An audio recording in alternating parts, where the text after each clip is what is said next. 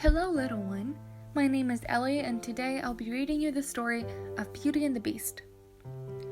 Once upon a time, there was a very rich man who lived with his 3 daughters. The 2 older daughters laughed at anyone who did not dress as well as they did. If they were not going to a ball, they were shopping for as many fine dresses and hats as they could carry home. The youngest daughter, Beauty, liked to read the most of all. "No one will want you," her 2 older sisters said, and they laughed. "Look at your hair. You look like a servant girl." Beauty did not know why they talked to her in a mean way, but she said nothing. One day, the father got some very bad news. He had spent all of his money on a ship that he sent out to sea for trade. Now he learned that the ship was gone. Everything on it was lost. All at once, the rich father became as poor as a poor could be. The family could no longer stay in their big house. The house, its fine tables and chairs, and all of their fine things had to be sold.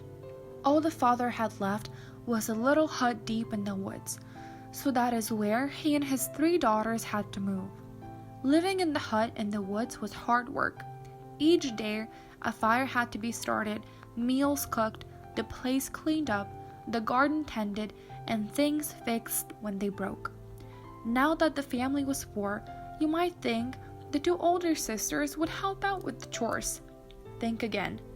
"She looks like such a mess," they said, turning up their noses at Beauty.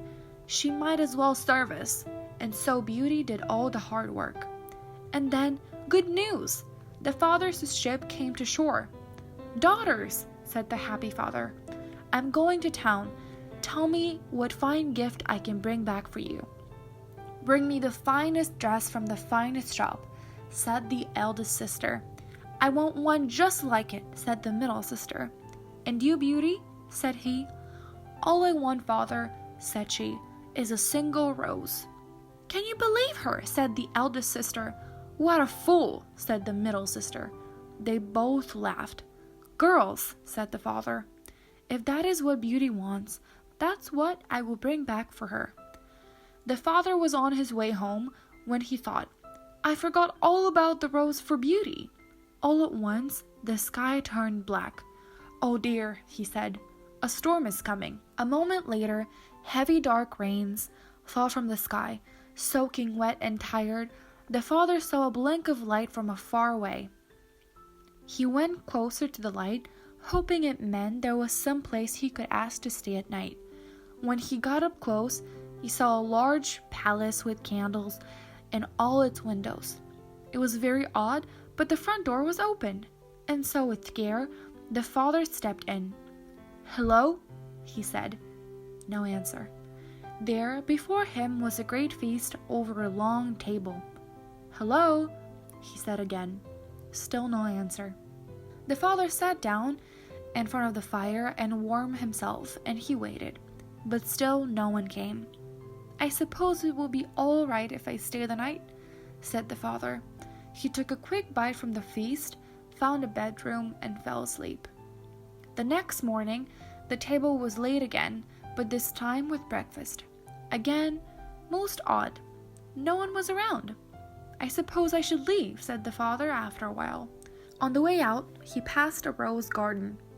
"I will take just one," said he, and he picked a rose for Beauty. Just then, a loud stomp came up from behind him. Roared a voice. "You took my rose!" The father spun around. There before him was an awful huge monster. I'm sorry," he said. "I didn't know." "You will pay for this," the beast yelled. "You will die." The father fell on his knees. "Please," he begged, "don't kill me. I only picked the rose for one of my daughters." "Oh, so you have daughters?" said the beast. Well, if one of them will come and stay here in this place, you will be free. If not, you must return yourself in 3 months and take your punishment." When the father got home, Beauty could tell something was wrong. "What is it, father?" she said. "Oh, nothing," said he. But she knew that was not true. At last, the father told his girls what the beast had said. "This has all happened because I asked you to bring home a rose?" said Beauty. "I will go there in your place, or else you will die." "No, I cannot allow that," said the father. "I am old and don't have much longer to live. You are young. You must not do this for me." But Beauty would not change her mind, and 2 days later, the father took Beauty to the palace where the Beast lived. "So this is your daughter," said the Beast, looking at Beauty. "Yes," said she. "I will stay here, and that means my father is free to go. That is what you said." "Yes," said the Beast. The days were long, and there was no one for Beauty to talk to at the palace. Every night at 9, the Beast would come for dinner. At first, he would only grunt, and she said nothing. After all, it was not easy to be a prisoner, even if it is at a palace. Then one time at dinner, he made a little joke and she smiled. Another time, he made a comment and she looked him in the eye. After that, he would ask her about her day and she would tell him. Not long after that, Beauty came to a part of the palace she had not seen before. Over a door was a sign, Beauty's room. The door was open. Inside the room were shelves of books to the ceiling, a piano, and a cabinet of the fine dresses just her size. Now, there was much to talk about at dinner. One night at the end of dinner, Beast said, "Beauty, I love you. Will you marry me?" "Beast, you are my best friend," she said. "But please understand, I do not want to marry you." Still, the Beast asked her the same question after dinner, time after time. And each time, Beauty said the same thing. One night, the Beast said, "Beauty, if you will not marry me, what can I do to make you happy?" "If you must know," she said, "it would be to see my father. I miss him so much." The next night, the Beast gave Beauty 2 magical items, a magic mirror and a magic ring. "If you want to see your father," said he, "just ask the magic mirror to show him to you. If you're ready to go back home, turn the magic ring on your finger 3 times and ask the mirror to take you there.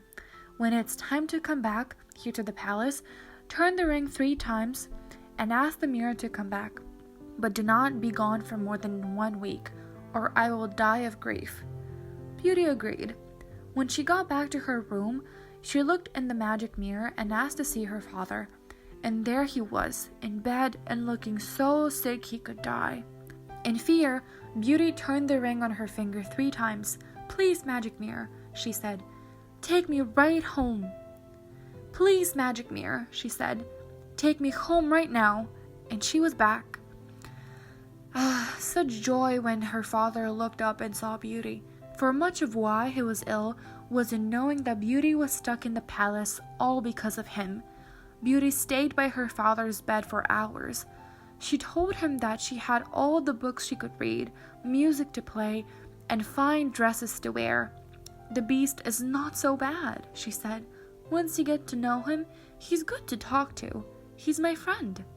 Beauty looked around. "Where are my sisters?" "They are both married," said the father. "Did they marry good men?" said she. "They had a lot of money," said the father. "But I do not know if your sisters are happy." For the eldest sister had married a handsome man so vain that he gave no thought to anyone else, including his wife. And the middle sister had married a man with a sharp wit, but who used it to hurt everyone around him, and most of all his wife. When the sisters came to the house and saw Beauty dressed so well and talking about how kind and good the Beast was to her, they burned with rage. Beauty told them she must stay no more than 1 week, and the sisters came up with a plan. They petted Beauty and said such nice things they had never said before. When she told them she must go soon, they wept. They said she must not leave. There was still so much left they wanted to do with her, and why does just a few days matter after all? So Beauty stayed. One night, she had a dream about the Beast. In her dream, the Beast lay sick and dying. When Beauty woke up, she asked the magic mirror to show her the Beast. There he was in the mirror, lying in the rose garden, looking so sick he would die. At once, she turned the magic ring 3 times. "Take me back to the Beast," she said. In a moment, she was sitting next to the poor sick Beast, who could only gasp for air. "You have come back," said the Beast in a thick voice. I'm so sorry that I'm late, said Beauty. I could not bear the idea that you may not come back to me. I'm afraid it is so too late for me now. His eyes closed. No, cried Beauty, do not leave me. Just then, she knew in her heart what was true. I love you, she cried out. Please come back. If you only come back, I will be your wife. Tears rolled down her cheeks. Just then, the beast opened his eyes. Beauty, he said, you did it. In a flash, the beast was changed to a handsome prince.